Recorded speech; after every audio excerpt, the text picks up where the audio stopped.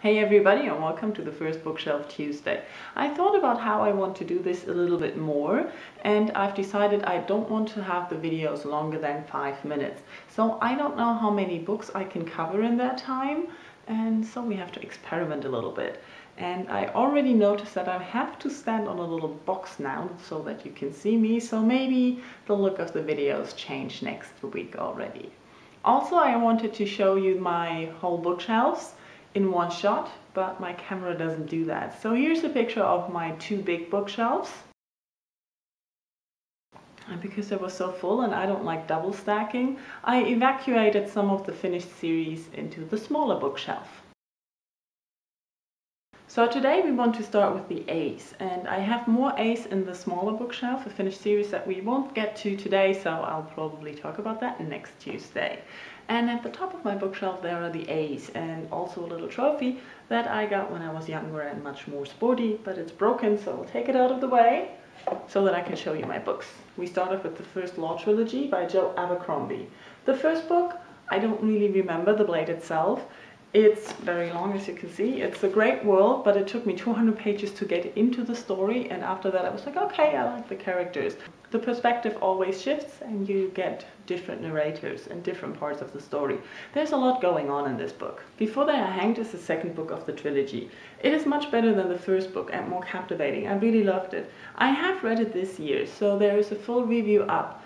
For the future, whenever I have done a full review of a book, just click the book and it should get you to the review. I hope I can manage to do that. So, and because I couldn't remember anything from the first book, well, I could remember a little bit, but not really the story. With this book, I was smarter. I left notes for every chapter.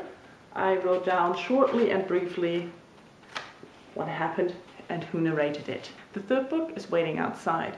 It's just sort of like the doctor's waiting area. There are books waiting for me to get to them, but I don't know when I can find the time and sit down to read such a big book. Then we have The White Tiger from Aravind Adiga.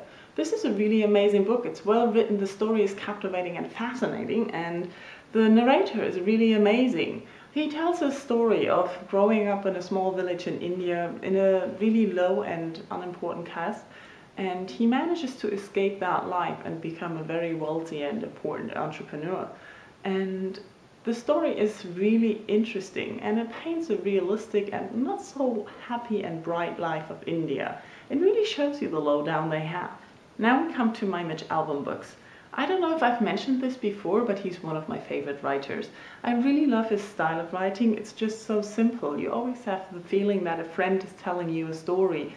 And his stories are just always so down to earth. They're realistic. They're set in the normal life. They're about normal people. They're about real people. His most famous book is probably Tuesdays with Murray.